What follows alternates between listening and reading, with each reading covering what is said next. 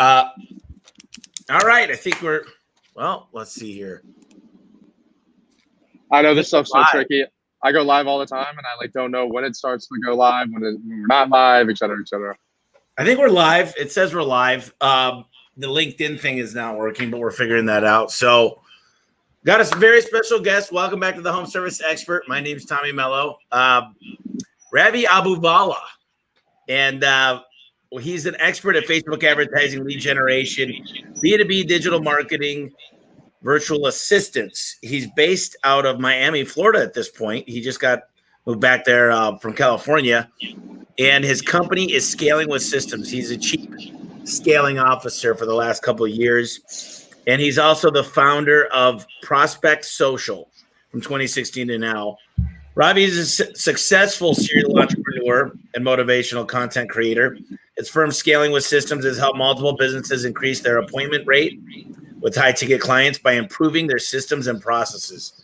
He has scaled and founded multiple companies in a very short period of time, has worked with over 500 firms worldwide, and has placed nearly 600 fully trained virtual assistants with his clients.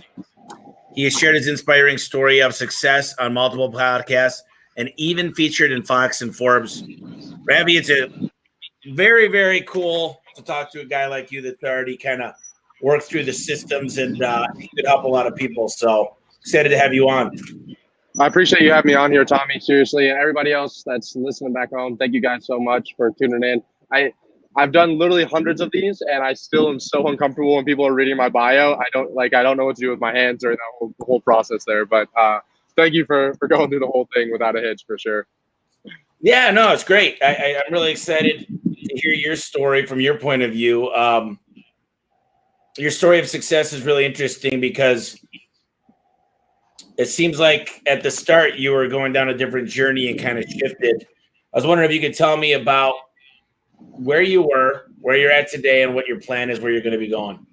Yeah, what an awesome question. And I'll keep it really short, but I was going to be a lawyer. That was the number one goal in my life, was to go to law school. And I had worked for the governor for a few years, and I had watched every episode of Law and Order online that there was. And so I thought that I knew what it was like to be a lawyer. But I graduated college. My dad was diagnosed with stage 4 lung cancer. It kind of threw me for a loop. I had to pretty much put everything on pause and go move in with him in Atlanta, take him to chemo and radiation 5 days a week for a year. And during that process, I'm also studying for law school.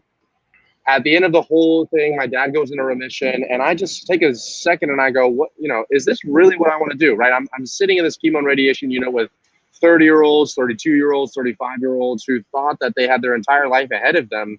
And now they're facing stage 3, stage 4 cancer. And I just was like, I don't think that this is the right way. I think there's another way. And so I got into the schools of my dream, one of the top law schools in the nation, but actually ended up dropping out. And I Googled how to make money online. And it was a really rocky start. I see you smiling over there, but that's the legitimate truth. I got retargeted by an ad. It was a really rocky start. The first 6 months, made about $6,000 in total revenue. But now, 2.5 years later, we just hired our 35th employee. We, like I said over there, have over 800 clients, have clients and employees all around the world. And I kind of travel globally as well, visiting them, visiting our training center in the Philippines, et cetera, et cetera. So quite the, interesting journey. I would say that not anywhere close to where I want to be. My biggest fear is that, the small success I've seen right now makes me comfortable where I'm at. And so I'm continuously pushing myself and trying to strive for greatness. But to answer the last part of your question, where do I see us going? Not 100% sure yet. I'll be really honest for everyone watching this video right now. I'm not a great goal setter. I'm really not a good goal setter. I kind of just wake up every day and just do the things that I know it works and is pushing me further and further along my journey. But I would like to have impacted 10,000 people by the time I turn 30, and we're at 800 right now, and I'm 26 years old. So that's the farthest out I have right now is 30 years old. I want to have 10,000 clients, helping them kind of systemize and scale their business, all service-based businesses, by removing themselves from it. Well, let's talk about that since we're on the subject. Explain to me how you obviously it's software related, I'm guessing, user interface, things of that nature. There's checklists. We could talk a lot about scaling with systems, but where do you come in? What's your typical avatar of a client, and how do you come in and help them? Yeah, awesome question, Tommy. So essentially, our typical client is usually in the higher ticket space. So they can be, brick and mortar place, or it can be online sales. It really doesn't matter. But we like clients who, if we help them get a client, they make a few $1,000s, not, $10 or $15. So we work for higher ticket clients, and they're usually seeing some success already. So about $100,000 in annual recurring revenue or more. However, it's usually 1 to 3 employees, usually a lot of times just the business owner, maybe 1 or 2 other people. And they're kind of stuck working in the business owner is. And they show up every single day and they're barely getting by. They're not seeing the month over month growth that they're kind of hoping for. It's like a struggle every single month to get clients, and they're kind of on that hamster wheel. And so a lot of the things that we do is we identify bottlenecks, which in service-based businesses are almost always a lead generation aspect of, especially local service-based businesses. They rely heavily on referrals. And so what we start doing is we start building assets like sales funnels and websites and online ads where they can start getting booked appointments or jobs or orders on autopilot. And that's not just a buzzword. It means they literally wake up in the morning with these things already on their calendar. And that's usually the first place that we start, is making it so that they have a consistent stream of new leads coming in on the front end. And then once we have secured that and we have that down, then we start looking at, is the business model that you're currently doing right now, is that hyper scalable? Meaning, could you sign 20 people up today and be able to service them without your whole system breaking down? And if that's not the case, then we start figuring out, do you have too many offers? Is things too complicated? How simplified is your fulfillment service? And then we'll work on the back end with them as well. Once we know we have consistent cash flow and leads coming in, we'll work on the back end process of it, systemizing that fulfillment aspect so they can truly fully remove themselves from the business, and then they can do essentially whatever they want, exit the company, scale it up even more, et cetera, et cetera. So service-based company, can you give me a few examples? Yeah, so advertising agencies, SEO agencies, coaches, consultants. We have a lot of real estate investors, a lot of real estate agents. We have HVAC companies, carpet cleaning companies. I'm trying to think of what else comes to mind. We had the second largest dog food company in the UK just joined us a few weeks ago. Which that's not really service-based, but they came from a referral. But pretty much anybody that's helping somebody else. And like I said, in the higher ticket realm, we're not doing it where it's like, a plumber comes in and they get $50 or $100 from something. It's usually going to be a higher ticket because it's just so much faster and easier to scale a company when you have higher margins. And it sounds like a no-brainer, but a lot of people think that it's so much harder to sell somebody on a $2,000 thing than it is to sell somebody on a $100 thing. And in my experience, that's just not the case at all. I like that. But HVAC, there's small tickets, there's 200-300, and then there's your 10,000-15,000. So how do you kind of separate that? Yeah, so a lot of the times in our qualification process, whenever we're helping people, so I just did the stats because I did a YouTube video yesterday. We cancel 68% of the applications that come into our company because we ask questions exactly like you said, which is, what's your average ticket price? How many new customers are you getting a month, et cetera, et cetera. And as I had kind of said earlier on, if they do the lower ticket stuff, that's when we're saying, is this a hyper scalable model right now, right? I mean, every one of these, $100, $200 jobs, you have to have somebody going out there, somebody fulfilling it. And that's time taken up, and that you could similarly be doing it for, $1,000, $2,000, $3,000, $5,000 jobs as well. And so for us, if they are in the lower ticket range, one of the things that we will do is help them transition into the higher ticket range. Or even a lot of the times, we've even seen some of the service-based people that are brick and mortar transition to online sales and higher ticket, consulting or subscription-based models where they are allowed to do a home improvement or HVAC or, essentially on-call services for $1,200, $1,500, $2,000 a year in annual recurring revenue. And then we're starting to build up the subscription-based model, which has huge, huge, huge benefits, especially if you're looking to exit the company. You get a much higher multiple when you go to sell, right? Exactly. That's the main thing. Like literally an insane higher amount of multiple when you're going to sell. I mean, and statistically speaking, I was reading a book the other day, Subscribe, incredible book. And he was talking about, statistically speaking, subscription-based companies have I think it was a 13 times faster growth rate than S&P 500 companies, which are obviously the 500 best companies in the United States. So I'm sure you're going over there to get the book literally right now. So I've got it. There's another book, The Automatic Customer. Have you The read Automatic Customer? Yeah, that's by the gentleman that wrote Built to Sell as well. Correct, Yep. right? Yep. Great book. Great book. Built to Sell. I don't know where this stuff is sometimes, but I got it right here. Here's what selling your business for a premium. I just like to read these books and understand, but right now, here's The Automatic Customer. By John Warlow. That's what it is. Yeah. It's just nice to be able to, even if you don't plan on selling the business, it just makes sense to build it to sell. Like, it just makes a lot of sense to do that. Even if people say, I like to be with my clients, I like to be in the face of it, like, then be able to have that decision. Most people, it's not a decision they're making. That's a rationalization because they can't exit their business. But the people that I know, a lot of our clients, they're still really interactive with their clients and their customers, but that's because they choose to, not because they have to. Well, I don't care who you are. You should build a company to sell it. Number one, even if you're not going to sell tomorrow or in 5 years, it should be marketable. A lot of people, and I've had the conversation kind of between some senior management of just understanding exactly when it makes sense, because it's really not, we don't need to sell. We might take a bite out of it, is what they say. You take a bite out of the apple, this huge investment fund comes in, or private equity fund, and they're going to help you scale faster. That's why they say franchise, license, go with private equity. There's a lot of ways to skin the cat, but right now home service is hot. I'm telling you, it's really hot because of COVID. It's hot because the movie theaters and the bars and the hotels and the huge buildings right now are not as attractive as they were. What if there's another COVID-20? I mean, COVID's a strand. As it starts changing, we're deemed essential. I mean, you can't make this stuff up. I didn't make this up, but right now it's very good. And right now Amazon is growing like crazy because they're able to deliver. And I think that the world is in for a shock. I think this thing, you can't say it was planned, but you could definitely say some strange things going on. You go to a restaurant, as long as you wear a mask when you're standing, you won't get it. But when you sit down 2 feet away, don't even. I could go in. I just left California for that exact reason. I lived there for a year and a half, and I'm thinking in my head, we're talking about business here.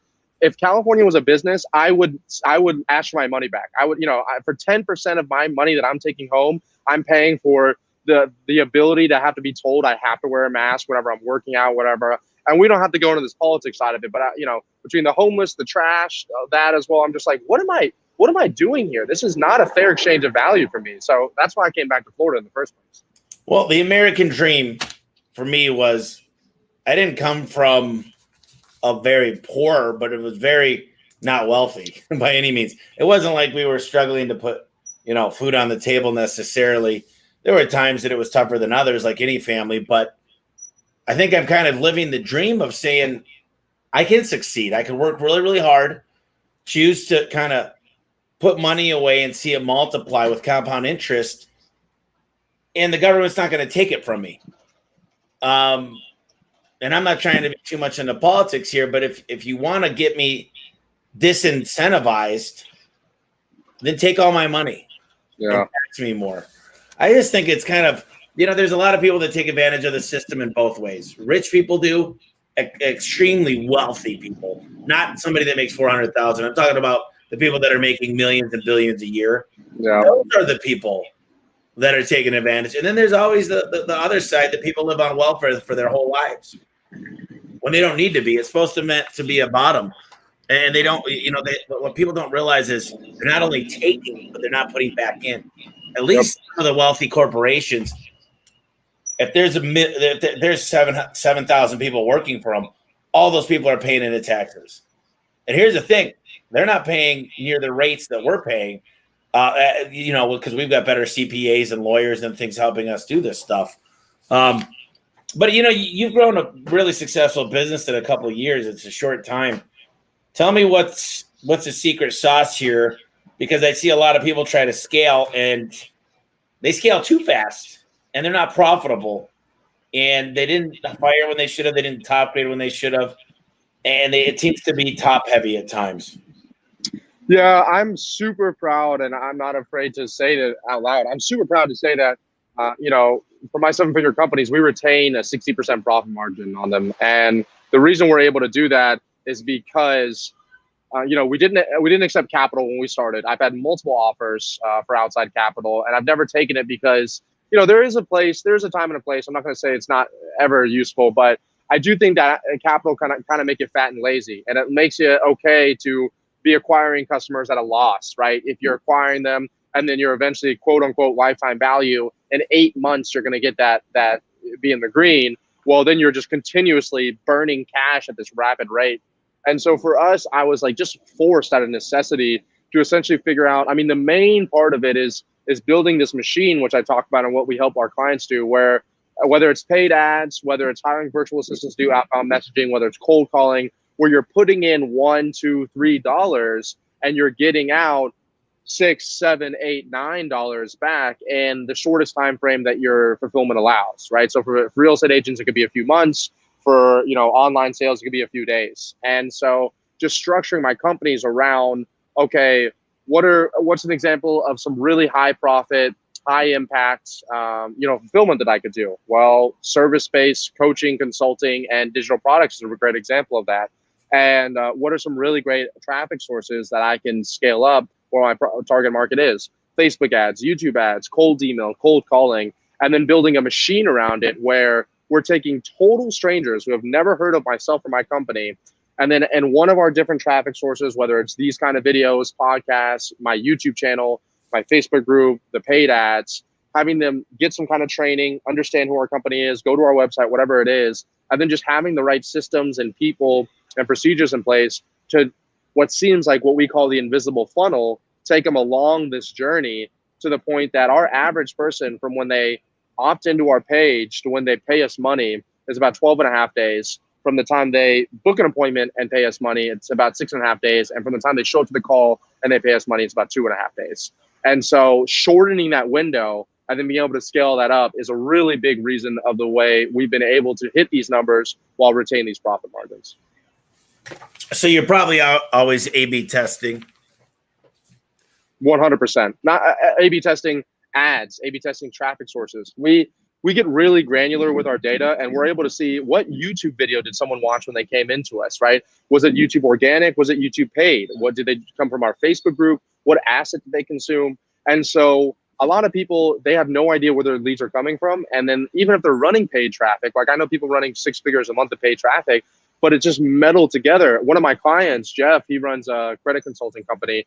And he recently just learned, once we set in the tracking for his company, that he spends about $120,000 a month in YouTube ads. And what he learned was he is barely breaking even on YouTube ads. And he runs a really successful company, barely breaking even on YouTube ads. But because the YouTube ads is blending in with all of his other traffic sources, it looked like he was really profitable on it. And so he was able to turn that off. And now his profit margins jumped by 40%, literally by doing that one thing. So yeah, tracking and doing these kind of split tests is a huge tool that we use to keep our company super profitable.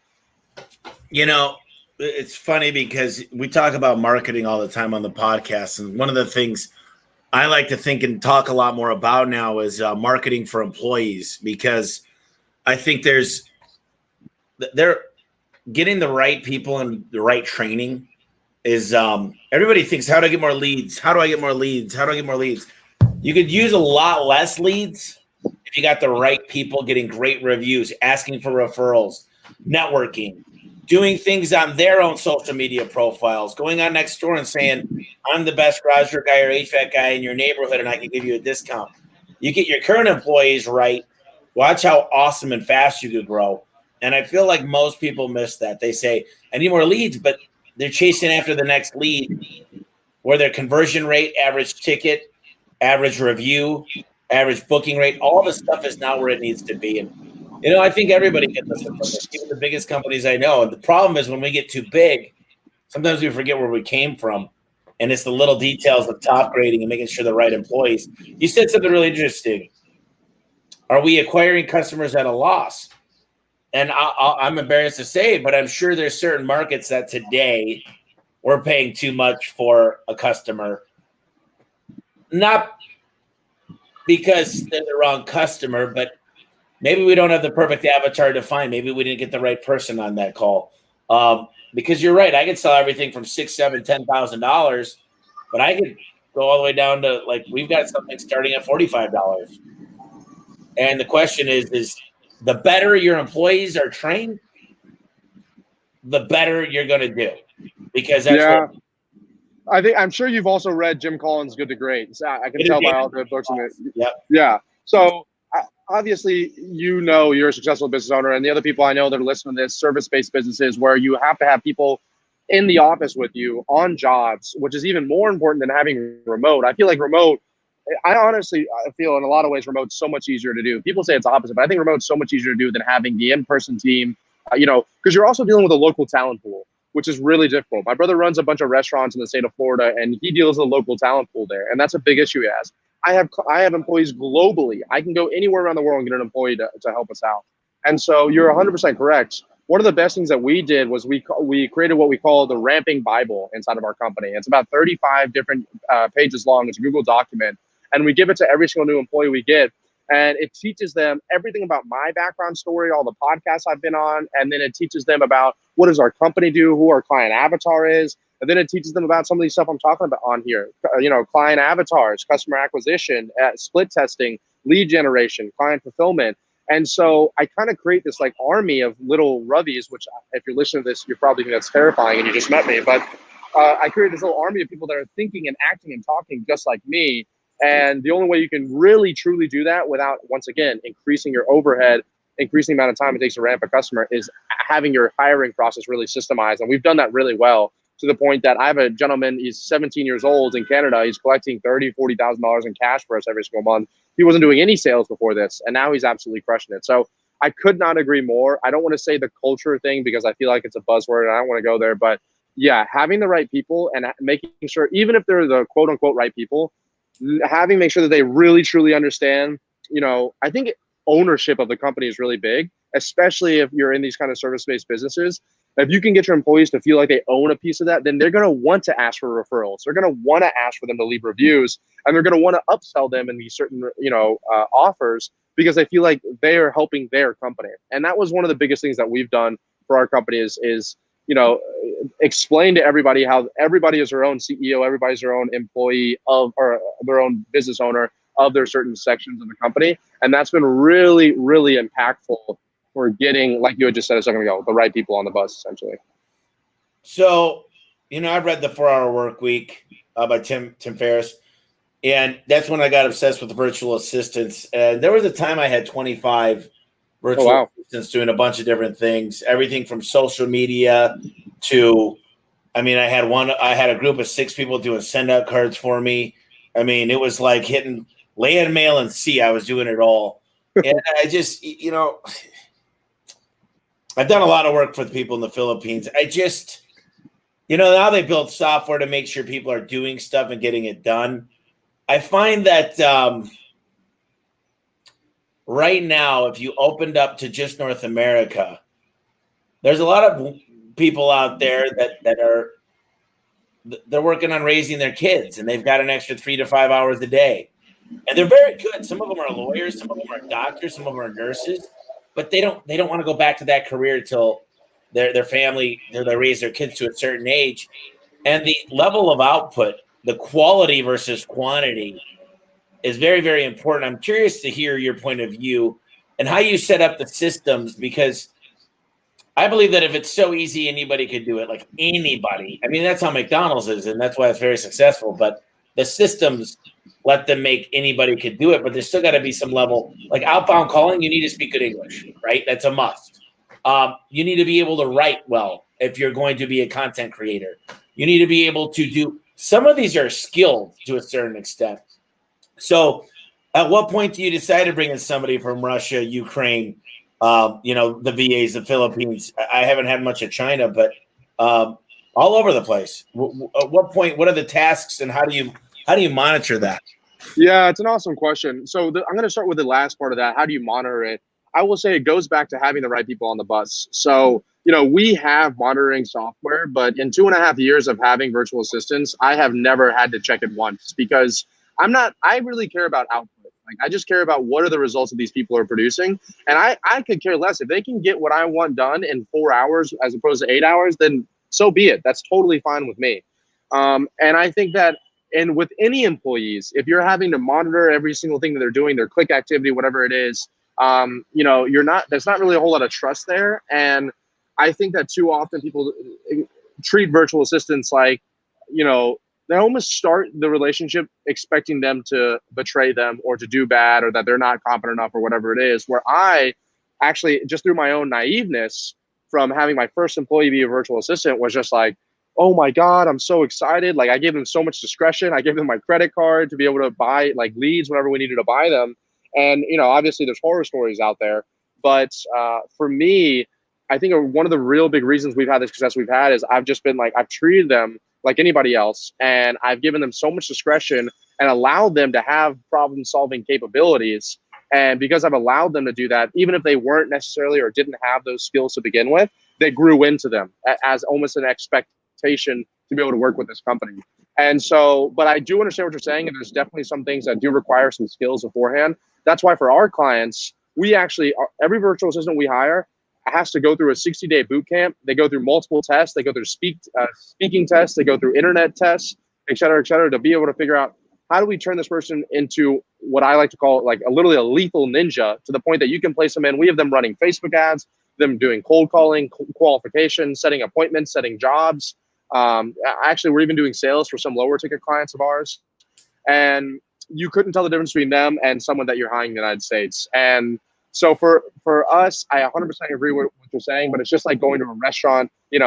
Some restaurants are not that great, and then other restaurants are incredible. And just because you go to a not great restaurant doesn't mean that the incredible restaurants don't exist. So I know plenty of clients that have had really terrible experiences with virtual assistants, but I also know plenty of people who've had terrible experiences with US-based employees, or Canadian-based employees, or UK-based employees. And I actually see it more as a function of that client and the employer a lot of times than the employees themselves. And so we've been really blessed to have some really quality virtual assistants. I also, just so everyone here knows as well, we have 35 employees. I actually only have 3 virtual assistants in my company. Now we've trained over 800 for my clients, but I only have 3 in my company, and everybody else is based in the United States, Canada, and South America, and UK. But the virtual assistants that I have they run multi 6 figures in like tests and assets for our company. Well, let me tell you a quick story and why I asked the question. I had a guy come on now who's my COO, and he's amazing. He came from the airline industry, and I told him from day one, you got to inspect what you expect, or otherwise you're going to get taken. And he said, no, Tommy, give them their freedom. They'll go do the right thing. Give human beings a bigger and longer leash, and whatever he said. And now if he came in here, he'd go, you got to inspect what you expect, buddy, because we just passed 300 employees. And the fact is, I'm going to pass 1,000 next year. But the way we get there is you got to give them a playbook, which is a manual. And it sounds like you give them a boot camp and give them your ramping up Bible. I think that's really great. I think the manual, but they also need to know if they're winning or losing the game. And it can't be like, I think you won. I guess you could say I think you won because you made us money, so you must be winning. But I've always thought the KPIs in my CRM were they tell us what's happening. They told us what's winning. And you're right. I've never said, if you could do this job in a couple hours, go ahead. I walked out of my building a year and a half ago, and the nice man that took care of the painting on the inside said, "Do you like this color?" I said, "Perfect. I love it. Do it." Well, he didn't paint it in a gloss. He painted it in a flat, which means every time someone touched it, left an oily mark on the paint. So we had to repaint the whole thing. So by not delegating properly, by not giving the right instructions, by not creating checklists, I found that you kind of have people, we assume that people know the right thing to do. I've literally gotten so pissed and said, isn't that just common sense? But I'm sure you've been in a situation that's similar, but it's because to some people, it's not common sense. And I think it is. Most stuff that people tell me is not common sense. I remember I used to work on cars with my dad, and he'd be like, Tommy, isn't that common sense? I'm like, no, I don't work on cars like that. So, what are your thoughts on that? Yeah, I agree with you 100%. And you have 300 employees. You're going to hit 1,000 next year. That's incredible. And you're correct as well. Like everything I'm saying about giving them the freedom, whatever it is, that's also, I should have specified. We give them the things we want them to do with specific KPIs from these certain dates. And then I say, if you can find a better way to do it, then you're more than welcome to. That's how I should have phrased this. So I still say, follow these these exact instructions, do this, do this, do this, do this, do this. However, if during this process you feel like this part is redundant or you can do this a little more effectively, then by all means do that. But the bottom line is we want this kind of KPI and we want this result. But I could not agree more. But my point was it's also not just the virtual assistants. I have employees. Just let a person go that's United States as a salesperson because of some of the things that he was saying on the calls. And like you just said, I'm like, does it make sense to tell that to somebody? Like, we don't even offer that and to promise them that? Like, does that make, well, I don't know. I'm like, okay, well, like, so common sense is not common. I couldn't agree more with what you said. That's awesome. I love, I think you have 100 employees is incredible. That's really, really incredible. What I found though is my next big trip I'm going to do is going to be to go visit a huge company that's well over my goal next year, because I want to not make the same mistakes that they're making or they might have made in the past. And I can tell you that it's pretty interesting. I can tell you that going and visiting a company that you want to become, or maybe that you want to grow past, or whatever it might be, I think is a huge benefit. And it's one that people always talk about doing, but they don't come in even ready. They'll come tour the place. The problem is you got to ask the right questions. You got to make sure you're with different members of the team. You have to have a plan going in. And this should take time. You should spend weeks on just the questions you're going to ask. A lot of people say, I'm just going to put myself in that area and maybe I'll just be a sponge, and that's fine. But you're going to get a lot of stuff that you don't need and don't want right now. Maybe some stuff that you might even be better at that you shouldn't even have taken the advice. So go in where your weaknesses are and be able to recognize that. I think a lot of businesses don't take time to do that. How much has networking meant to you and your success here in the last couple of years? Yeah, a considerable amount. So I met, the first 6 months in business, we did $6,000 total revenue. It was terrible for me. And that was because nobody around me was doing what I wanted to do. And I also couldn't talk to anybody. I didn't even know if everything that people were saying online was real or not. I didn't know if people were just lying on social media, whatever it was. And it wasn't until I went to my first mastermind event in Atlanta, Georgia, that I finally could touch and feel the first person that was doing 6 figures a month on these online companies. And I could speak to them. And like you said, had my questions ready. What would you do in this situation? I'm here. And have them answer it to me. And then I actually ended up meeting my future roommates and some of my business partners in my other companies in that same mastermind.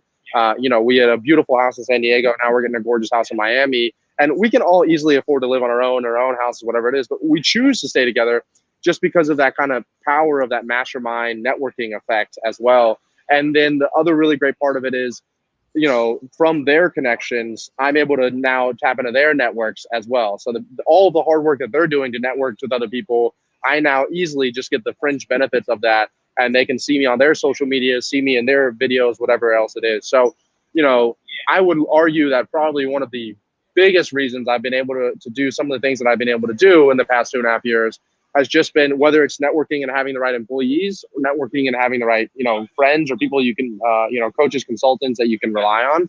I would say the networking is an absolutely critical part of it. So much so to the point that I have turned down multiple offers to work with or get equity in other companies because I did not like the structure of the teams there. I did not like the people in those companies. And I couldn't see myself learning a whole lot or being able to give back in the value to them.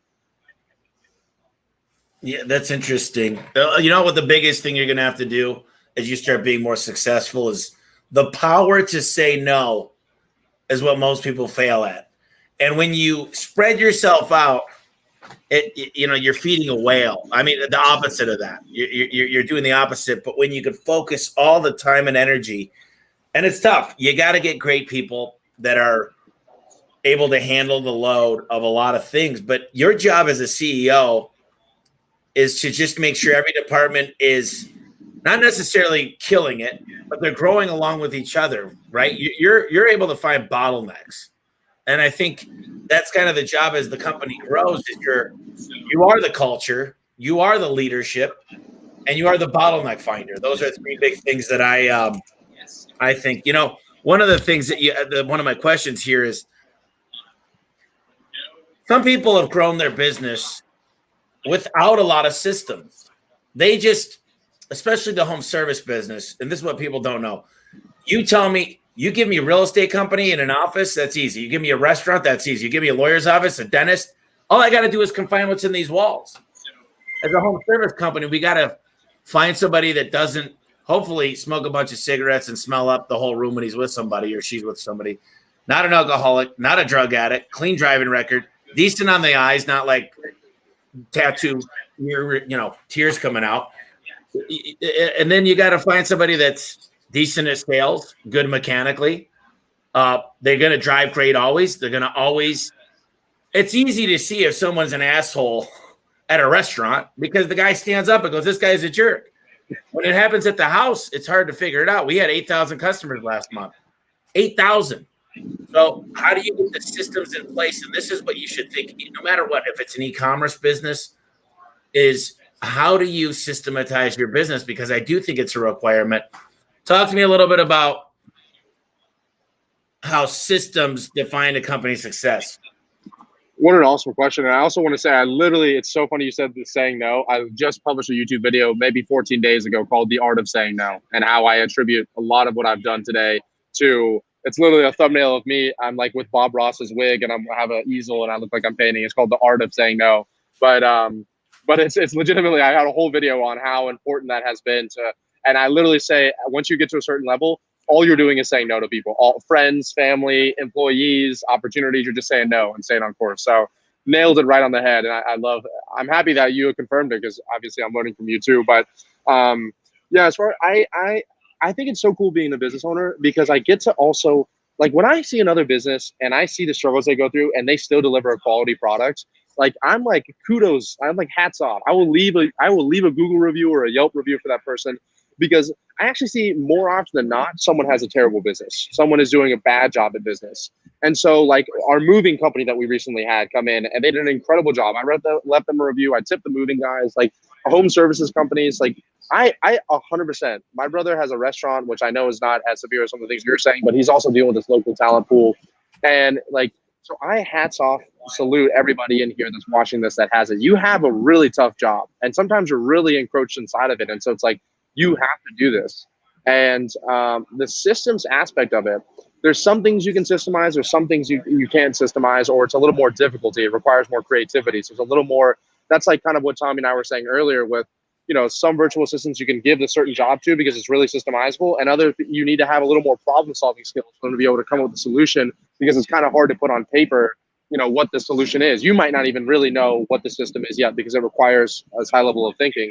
But as far as implementing systems inside of your company, 100% it can lead to your success. I think that I've talked about lead acquisition, customer acquisition, leads a lot inside of here as well. I think that having the first place, in my opinion, that people should start is, if not the hiring process, like, I really do believe in that, having some kind of ramping Bible, having some kind of way you can consistently be acquiring clients, employees, some kind of application process, a vetting process, make it as automated as humanly possible, and then have someone there to pick up the slack whenever it has to be manual.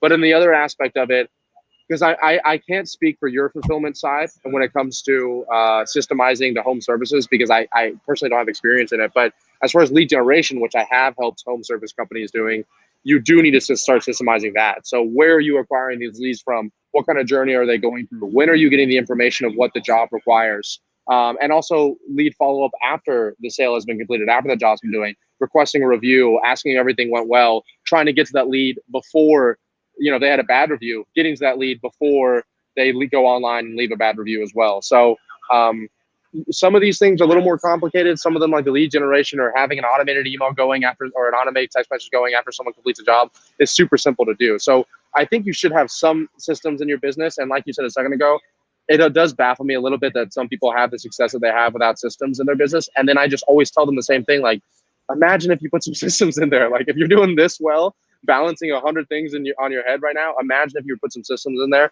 where your company would be. It's refreshing to see. I'm a big fan of APIs and Zapier and making sure. Oh, nice. It's so important. Someone walked through my office. Oh, it's been 6 weeks, maybe 2 months ago, and he goes, "Dude, you guys are running like 22 different softwares so far since I've been here, because we're looking at how our vehicles are running. We're looking at this thing called Lytics with the camera systems. We've got a recruiting software. We've got one for automatic interviews. We've got another one for onboarding. We've got another one for payroll, but they all kind of speak to one another. We've got different lead gen things as far as how we accept leads. We've got a thing that every single person in the world could be an affiliate as long as we build a custom page for them to land. And if someone books through that page, they get a check. They get a check all the time. I was talking about this earlier, but I think we're going to be headed for some pretty good inflation. You just can't dump billions and billions of dollars into the economy. And you're going to notice the companies that get hurt the worst are the ones that change their prices the last. The mom and pop macaroni and cheese shop on the corner, they're not paying attention. They don't pay attention that McDonald's costs $18 for a Happy Meal. So it's crazy, but it happens to us. This morning I told my guys, it's kind of like a frog. A frog jumps in hot water, he's out. Boom, jumps right out. But if it slowly boils the water, it's lukewarm, slowly, they don't feel the difference. And that's what's happening right now, is we're in this boiling pot, and the people are not changing their pricing.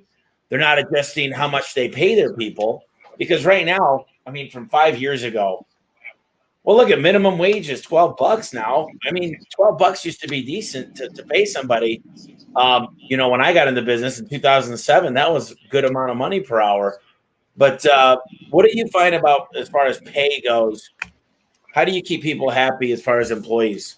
Yeah, so one of the reasons why we've been able to keep our profits so high is because a lot of the work that we do, we tie in some kind of commission base. So I really truly believe that, obviously the culture and buying into the vision, all of that's really nice, but you can't buy groceries with, the vision. So I do understand that people need to get paid.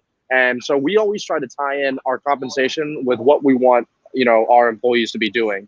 And, whether it's our customer success managers or, the people that are actually doing the jobs, the salespeople, the people that are generating the leads, we usually give them an option. So we say, hey, we can either do flat out salary, and this is what you can make, or we can do some kind of salary with commission, and this is what you'll make, or we can do straight up commission, and this is what you'll make. And just because of the culture we have inside of our company, like in our application, in our interview, we have a hiring video sales letter where we literally say, like, if you did not play competitive sports when you were growing up, this might not be a good job for you. Yeah, if you do not play competitive sports, this is probably not the right business for you. This is not the right model for you, because we don't attack each other. But one of my mentors said, he did $90 million in the past 3 years. He said, we don't run a family. This isn't a family. This is a high performance team. And so I think it's the exact same thing with our company as well. And so our comp structures are really rewarding people that are doing the extra work and actually producing for this company. And it can actually be super hurtful for people that are not doing any of that and just kind of want to skate by. And for us personally, like I just had employee reviews, 90-day performance reviews. We let 6 people go because it was a mutual thing. I was like, look, you're not making money because you're not putting in the work. And so this is probably just not the right position for you. So for us personally, I want my employees to be happy.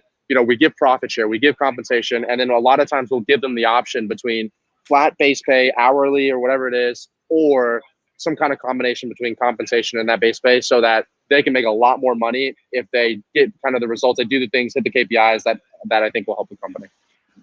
It's interesting because a lot of people at the company make performance pay as well. I hate the word commission. There's something about it that just seems like a used car salesman kind of. Yeah, sleazy, a little sleazy. Yeah, it's like I call it performance pay because we want to make sure we're doing the right things for the customer as well. And it's just, I feel like so many people do a base plus a bonus structure. And I like it to be, you're going to make minimum wage. And Angela, one of the gals that manages our call center, she's the one that came up with this. She said, you can't give this plus.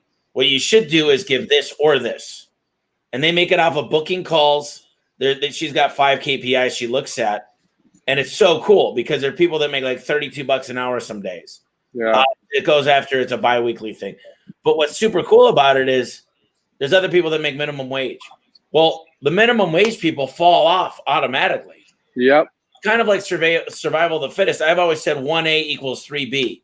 1A player will actually run circles. So let's say you wanted to pay somebody $30 an hour. You're paying everybody else $12. 1A, that $30 an hour got you more results than $36 because 3 times 12 is 36 for the people out there where I'm rambling off numbers. So once you pay more, but just don't do it to do it. So many people are going to hire somebody. Don't hire somebody at $30 an hour. Let them earn it. Yep. And I always talk about performance pay. Someone asked earlier about training. Is what do you see a need for an instructor to perform remote? Depending on the size of your company, I think it's always good to have a laser focused person in charge of training.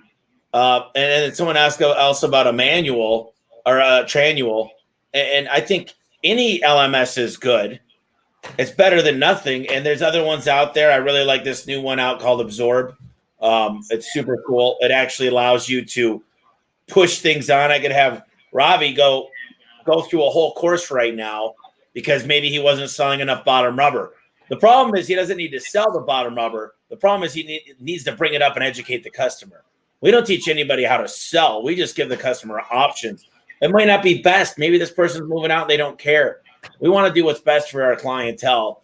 But what are your thoughts as far as getting someone specifically for training? Yeah, so we went from 6 employees to 25 employees in 30 days. And I was because I had finally nailed down this training manual. And I also started running traffic on these different hiring websites, and they would send people to this hiring video sales letter. The same way we get our clients, I was getting employees. And then actually, I'll tell you, everybody that's listening to something super interesting. We actually have our sales reps specifically. We actually have our sales reps pay us $1,500 to $2,500 to come learn from us and sell for us. So that also gets literally the high performers, the ones that have some money to spend. We teach them how they can make 10. I have some guys making $25,000 a month selling for us right now. And so I'm saying, you give me the money and it's an investment in you. And we're going to teach you everything we know in this manual here.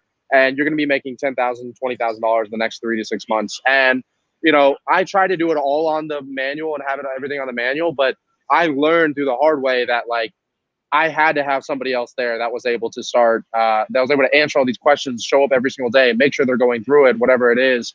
And so I think having, and it's crazy too, because you have to almost find somebody. It's really hard to have that to find that right laser focused person for training, because if you have someone that's too incredible and too amazing, which everyone gets all the time, then someone's going to get on there and get in the training and be like, I'll never be like that person, or I'm not, I don't associate myself with that person. So, this isn't the right company for me, when they don't understand that person's been here for a year. And then on the flip side of it, it's well, if you just get obviously the person that's just standing around doing nothing, and they're the person that's training, where then they're going to be passing along all these bad habits as to why they were standing around doing nothing in the first place onto your brand new hires. So one of the biggest things for us was finding the right person. And I don't even know if I know the right answer to it, to be honest with you. But one of the biggest things that we had to go through was, okay, well, who is the person that I want to pretty much be mimicking or cloning moving forward for all these new hires that we're bringing on? Yeah, so that's it. Find the perfect guy. I've always taken my standard operating procedures. I've literally followed guys around that are living them. And I've built, I always say work on it, not in it, right? Michael Gerber, E-Myth. The problem is sometimes you got to work on it or in it to work on it. I had a guy come out the other day, amazing, helping out us out in the dispatch. And he sat there from 6 in the morning to 8 at night for 3 days in a row. And he said, I love your manual, but it's not being used properly. And he had a lot of good things to say. And I said, I need you to come back out here and help me, because I always ask for help, because that's what smart people do. You can't be everywhere.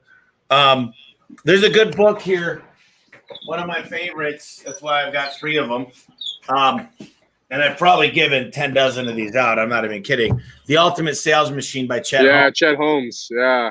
And I want to let's run through this real quick because what he does, you're right. I only hire people that are competitive. They don't like to lose. There's two type of people, Ravi, in this world: those who need to be number one and those who hate to be last. Hey, see, this is it. Aspire to be number one. There, the one. I like that. Is aspire to be number one. So Chet Holmes and my buddy interviewed for him before he passed away. Let's just do a fake interview real quick. So I'm interviewing you. So Ravi, real quick, you applied to A1 Garage Doors. Tell me why you think you possess the skills necessary to not only fulfill sales, but also handle it mechanically, drive the car, and be respectful to your employees. But I just really want to focus real quick on sales. Yeah, so for me personally, I have sold over $3 million in the past 2.5 years of being in business. I know how to generate my own sales from scratch, so I don't even need to rely on the sales that you have to give us as a company. I know how to go out there and generate them and bring in business at no additional cost to you. And I have been in a competitive environment for as long as I can remember. I was president of my school. I ran my soccer team, my football team, and my tennis team throughout middle school, high school, and then I played club sports whenever I was in college. So I'm used to being number one. I have to be number one. And to be really honest with you, Tommy, if I'm not top on the leaderboard, it actually pisses me the fuck off. So this is what Chet Holmes would say. And this, you did really well there. But I would say, that sounds great, Ravi. And it sounds like you're an amazing guy. I'm just not sure. This is kind of high pressure. We really pride ourselves on great people that are great at sales. They make our customers laugh. They get 5 stars. They're able to get high conversion rates. And it just sounds like to me that's probably going to be too much stress on you. I just kind of thinking this job's probably not for you. And then I get defensive and explain to you why I am. Or you go, or you quit. See, you're right. A lot of times people go, well, maybe not then. I didn't. But the way is he's pushing to see. If you're truly competitive, if you're truly who you say you are, you're going to go, wait a minute, Mr. Mello. Let me just tell you this. Give me a shot. But let me put my money where my mouth is. Put me on the chopping block. You give me 90 days, and I'm a record setter. And that's the difference is we got to challenge the people who say they're competitive. If you were to tell me right now you're going to kick my ass today at bowling or whatever, I'd be like, bring it on. If you beat me, I guarantee you this. Next time it's going to be a lot harder. And the time after that, it's going to be even harder. And by the time I'm done with you, it's going to be very difficult to even compete with me. And those are the type of people we're looking for. And those are the way you build an amazing team. Now, also, you got to make sure that they're going to do well with each other. And that's why we have profiling, just to make sure they could work well with others. But, a lot of these guys are in their own van. They're pretty much, they're not 1099s. They're not subcontractors, but they're almost like their own bosses in a way because they're out there pushing themselves all day. I always say, guys, find somebody who's better than you, whatever it might be, whether it's conversion rate, whether it's selling bottom rubber, whether it's selling new doors, selling custom doors, and call them and do a ride along. I pay them to do ride along. Why wouldn't you? I love it because I can breathe till I'm white in the face, right? Like, hey, this is how you do it. This is how you do it. But when they see their coworkers, their peers, it's a game changer. It literally changes the game. I love, by the way, I just love talking about this stuff. And when I used to do the podcast, 2.5, 3 years ago, it used to be about sales, marketing. And now I'm like, marketing is everything. Marketing is how you get great employees. It's how you keep them. So you're up to number 30. What are your goals next year? We're going into a new year here. What are your next goals here? What do you want to see your growth like? 26, like I said, by the time I turn 30, I want to have 10,000 customers. For me right now, the biggest thing that I'm trying to do is build up my organic awareness. So kind of videos like this, where, we spend literally millions of dollars a year in paid ads. I know you spend a lot of money to acquire clients as well. What I'm trying to start doing is, that's a lot of disruption marketing, which really works. It does, like emails, whatever it is, it works well. I want to be able to have such a massive, kind of platform to be able to stand on. And it doesn't even have to be this business. It could be any business that I have. I'm able to say one thing. That's why you see like Kylie Jenner is able to have billions of dollars just because she had a massive platform, and then she was like, all right, I'm doing cosmetics. And I'm not going to say that I'm going to start, showing my boobs and ass on Instagram, but I'm saying that I want to be able to have a massive. By this time next year, I want to have 100,000 subscribers to my YouTube channel.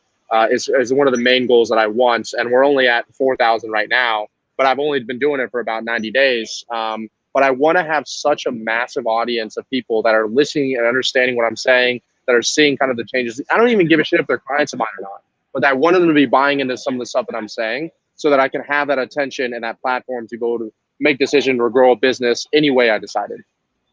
So we had an idea the other day. I'm trying to do something kind of similar. I just think I could help a lot of people. I want to create 1,000 millionaires, and YouTube is a great channel. And I was thinking, me and Gianni were talking. So Gianni's in Italy. He helped set up the podcast, and Hannah is in the Philippines, and she's an all-star. So I'm not against, by the way. I'm all for it. I'm not. This is the real deal. It works. What I was just going to tell you is I thought about having a camera. Gianni actually brought it up. Someone brought it up to me. I don't remember who it was, but just record you at meetings, just certain meetings that you don't want to get out there. Look, when you're having a bad day, have somebody record you and see. It's the real deal, the real under the facade, and not this. We're not perfect. Anybody that watches, that's why reality TV does so well, is they actually know. I can't tell you, if you saw my cell phone of how many people have asked me about garage doors or asked me for a repair in the last week alone. I send them to different people, and they're like, dude, you must get like 3 to 5 a day. I'm like, you're just one person. I'm sending them to 3 people. But it really helps everything.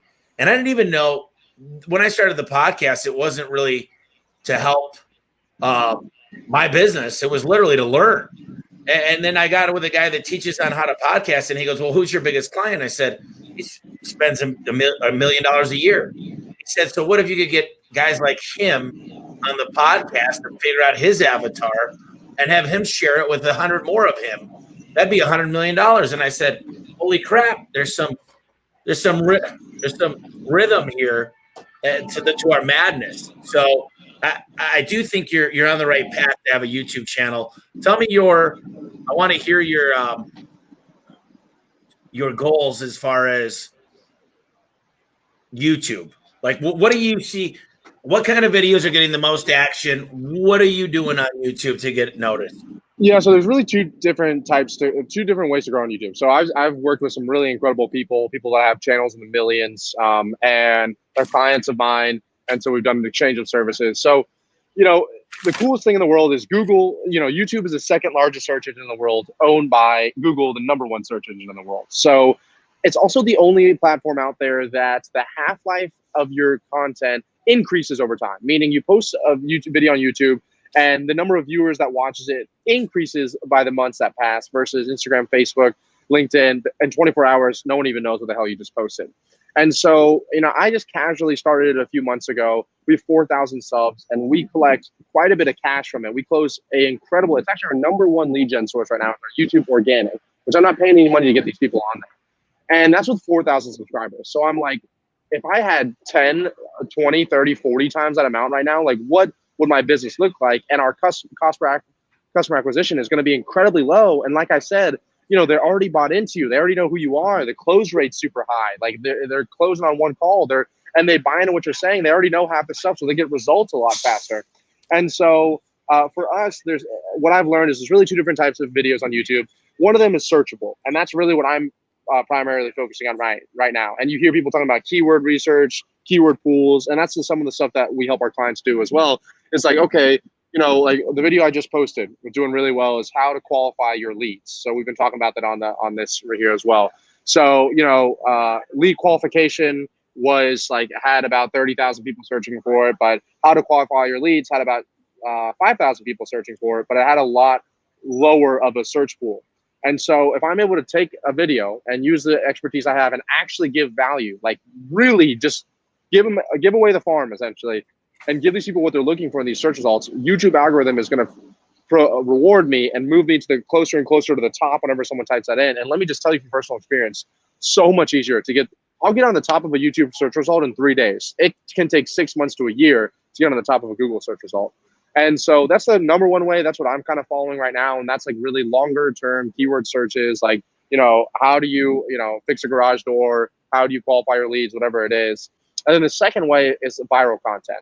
And that is what you see some of these other people do, like Kylie Jenner, or, I don't know what videos these people watch, but, the titles have 3 words, 4 words. It's not searchable, but it is just like something that's mass relatable to people, right? So it could be something about the stimulus checks, could be something about the economy, where everybody is experiencing it.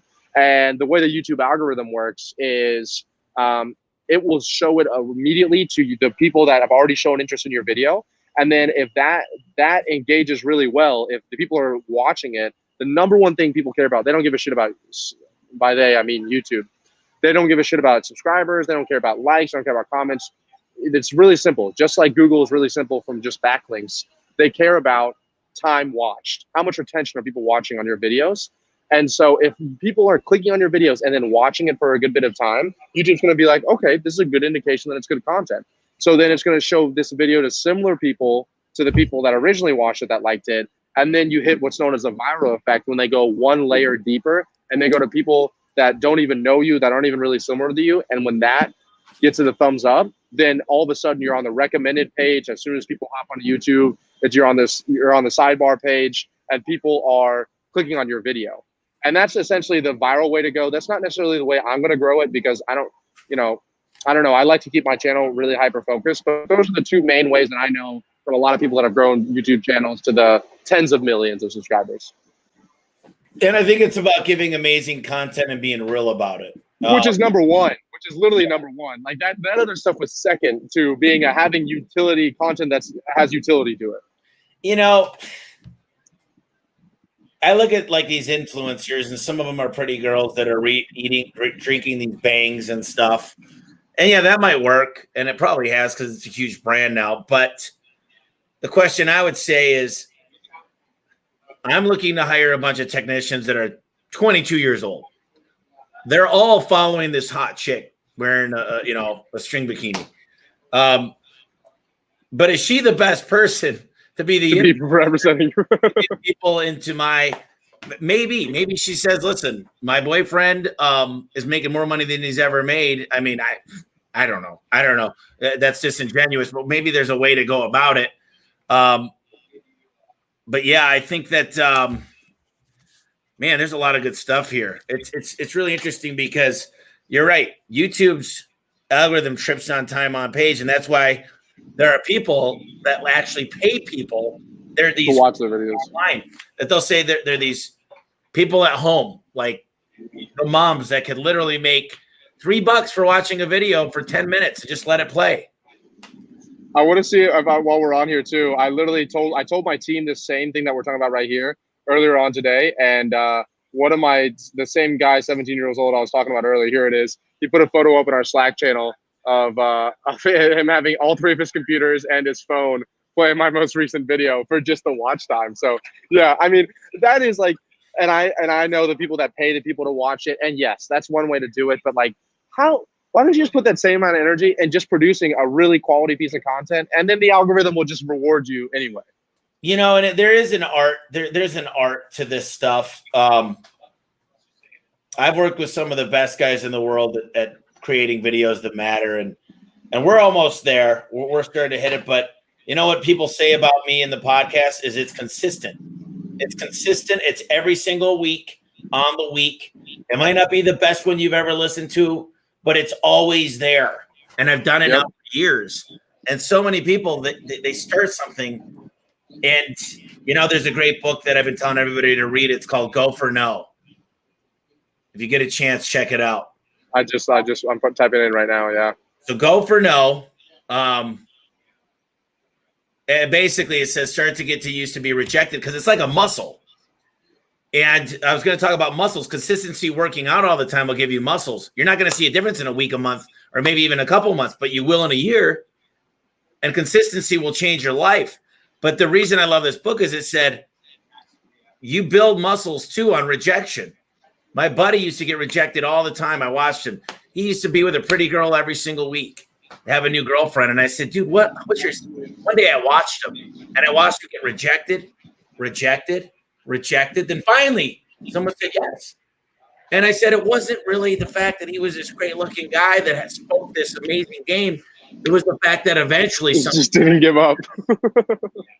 Yeah, you know, that was on the Harmon brothers from Poop to Gold. They wrote that book, and we were talking about viral videos. I'm kind of going back to this. They said it's really difficult now to get a viral video because they don't want you to. They want you to pay for that. They're making it almost impossible to do it now. If you get a ton of shares, they won't show it on your time feed. They don't want people to game the system without making money. But think about that. It's exciting for me that I could pay $100 to get a certain amount of views and see something. It's so easy, but people don't like to pay. I'm going to get more leads off of Facebook and Instagram and YouTube probably in the next 2 years than I do off of Google. Yeah. I mean, it's hard to believe, but the best person looking for a lead is not necessarily somebody that needs to use me today. People say it was a broken spring, maybe. I say it's that person looking to spend $28,000 on wood overlay doors that are doing their research, that are looking for new ideas. They might be on House, Instagram. They might be on Pinterest, looking for ideas. So I want to start asking you some closing questions because I've already taken you too long. No worries. No worries. So you mentioned a good book here. You mentioned a lot of good books, but one of them was Subscribe. Who's that by? I don't know. I just put all my stuff up, so I don't subscribe. I'll tell you right now. It's by Tien Zhao, Tientzou or Tzuo. Excuse me. He runs it's the largest subscription financial company in the United States, where other people host their subscription billing on his platform. So he has all the data. If you like data, the whole book is about the data behind subscription businesses. Well, you know, I just think that for me, even to get somebody on an annual service agreement is the same huge subscription, and we've got some pretty cool ways to do that. And then, what are two other books that really I know From Good to Great or Built to Last? Do you have a couple other books that you really recommend? It could be about Yeah, my favorite book of all time, which we actually give to every single one of our clients, is called The Slight Edge by Jeff Olson. Really, really incredible book. Just pretty much talks about the compound effects that I think his name is Dan Hardy or Daryl Hardy. Darren Hardy. Yeah, Darren Hardy. But he was a mentor of Jeff Olson, and he's actually, I think he wrote the foreword in his book. But The Slight Edge was like the original one of that, which is pretty much what you had just said a second ago, just like doing consistency over time, whether it's good or bad. In the right direction, the small decisions that you make every single day, the hamburger, not to call that lead, not to do cold calls that day. You know, it doesn't kill you today. It doesn't kill you tomorrow. It doesn't destroy your business in 6 months. But 1 year from now, 2 years from now, 5 years from now, 10 years from now, you wake up and you go, how the hell did I get here? And I can just say from someone who's just done, which is not a whole lot, but done a considerable amount more than other people that I know my age, I should say. And it has to do with me, like that slight edge, and just me like not stopping this momentum and just doing the right things every single day. And then the other one that I really love, I read a lot of autobiographies. I just finished Warren Buffett's autobiography, which is great, but Arnold Schwarzenegger's autobiography, Total Recall, I give it as gifts to a lot of my friends and family, but it's a really good book to make you realize how lazy you really are. Because, you know, at one point he's like winning Mr. Olympia. He runs a successful concrete business out of California. He's taking accent removal classes, and he's working out like 4 hours a day, and doing movies as well at the same time. And so anytime I feel like I can't work out, I always remember that. You know, there's a quote I wanted to read real quick if I could find it. It's interesting because it hits the nail on the head if you ask me. It's a lot of people – it's the routines that we get in that really change us. It's here somewhere. I'm just scrolling through. I post a lot of crap. Most of this crap. People don't decide their future. They decide their habits, and their habits decide their future. Yeah. Yep. Isn't that true? Very well said. 100%. It's just crazy that some people think that they're going to work out 2 days in a row, and they'll be like, dude, wait for this isn't working. this. And then, Yeah. but it never happens. And it's really about telling everybody what you're going to do, writing it down, keeping a checklist. I got to say, it's so easy to fall out of rhythm, but it's so easy for me to stay in the rhythm for business. But another thing is putting yourself in the right situations all the time. Like you're in a house right now with roommates. Why? Because you want to be in a great situation to grow. And you want to be around people that are going to push you forward. My trainer's going to be here in a little bit. And he said, who's the guy that you drink the most with? You know, I gave him a couple dozen names. I'm just kidding. He said, look, I don't care if you go out a couple nights a week. He said, just keep it. So he said, who's the people you know that work out the most and play a lot of sports? I told him. And he said, so maybe sacrifice a night with them for them. And maybe go on longer walks with your girlfriend at night. Just a couple small things. And then maybe a bicycle ride every now and then. And why don't you plan it? Why don't you get it onto your calendar so it gets done? And it's amazing. Tonight, this is, and it doesn't always happen at the same time, but if I pull up my calendar, what does that green one say on the bottom? I can't see. My thing is not loading up the screen anymore. It says read a book. Anyway, It was all blurry for me too. So we've got 3 good books. I'm going to get them all because I haven't read any of those ones. A Slight Edge. Oh, awesome. Do you know if you flip a coin thousands and thousands of times that there's actually a 1% chance greater that it'll hit the side you started on? Really? And it's crazy, but that's the 1% we need to find. That 1% can separate us from everybody. Just that's awesome concept. And Tommy, if you, I don't know if you want to or not, if you send me your address, or your business address, actually on almost every podcast, I get a book for the podcast host. So I'll get you Scaling with Systems. I'll get you the Slight Edge, and we'll send it over to you because we do it for our clients all the time too, as a gift. Then you can put it on the bookshelf behind it and then forget that you have it. Yeah, no, they're all here. Here, look at this. This is the 4 disciplines of execution, the Toyota way, leadership, seller be sold, the best team wins. All these books, they're everywhere. Look at this, the Walt Disney. I got all these books, Career Magic. I'm studying Disney right now. That's my big one. I'm kind of going smart guy. But listen, I always end the podcast 2 things. Number 1, someone wants to learn more about systems for their company. How do they reach out to you, your business? What's the best thing to do? Yeah, 2 easiest ways would just be to go to scalingwithsystems.com, just as it sounds. There's going to be a bunch of free training on there. And then the other best option is just type in my name into Google or Facebook or Instagram or YouTube, Ravi Abuvala, RaviAbuvala. And you can even shoot me a message. Let me know you came over from Tommy, and I'll answer any questions that you guys have. And you don't need to buy me a book. But I would like any resources you have that could help out the audience. Anything you're able to share, we're going to work on from our end. We've got a great team. I'll have Joanna reach out to you, and we'll get everything on this page. So go to homeserviceexpert.com, and you'll be able to find all the resources there. The final thing we do here is I'm going to give you the floor. One second. I just want to ask you a question. Is your cell phone the 850 number? Yeah. Okay. I'll reach out to you later today. Because when I hit end, it'll end everywhere. But why don't you spend as much time as you want? Some people take 5 minutes.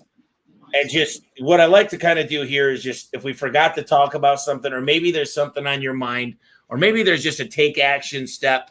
But whatever it is, you got the floor. Awesome. Well, that's awesome. That's never happened at the end of a podcast. So first of all, Tommy, super grateful for you having me on here. I know I'm probably not the typical client avatar of the people you have on here, but I've both learned a lot inside of here and been inspired myself. And so I really do appreciate you having me and the opportunity to be able to speak to you and your audience and everyone that's listening. I really do hope you guys got some value out of this. I try my best just to lead with as much value as possible. I will say this, and I say this, I've been saying a lot recently. So I've been going through an incredible amount of stress, both personal and business. I've been moving, a bunch of other stuff going on right now. And if you are thinking election, no election, economy, no economy, inflation, no inflation, if you're thinking that there's something keeping you from getting to what you want to achieve, and I'm going to sound kind of cheesy here in a second, but if you think that it's the president of the United States, or it's the economy, or it's the fact that they're printing money, if you think any of that stuff is directly going to attribute to you not achieving your goals, then you're really just copping out, and you're blaming somebody else because you're afraid to take the action that's necessary, whether that is building the business, whether it's scaling the business, whether it's restructuring the business, whether it's focusing on lead generation, whether it's focusing on client fulfillment, building systems, doing the hard shit. I just see way too often people trying, and look, I know, trust me, I'm in one of the top tax brackets. Like, I understand how that does play a role, but a lot of people use that stuff as kind of a cop out. And I just challenge everybody that's listening to this right now to just really look at it and be like, is the excuses I'm making as to why I can't do this, get in shape, build a business, scale a business, systemize a business, hire these people, are they actual reasons? Are they actual excuses? Are they actual legitimate concerns, or are they excuses? And are they keeping you from getting somewhere because of some kind of preconceived notion that you have, or your parents had, or your spouse has, or your kids have, as to why you can or can't do something? So just a challenge for everybody listening to this. I'm just a big believer in that.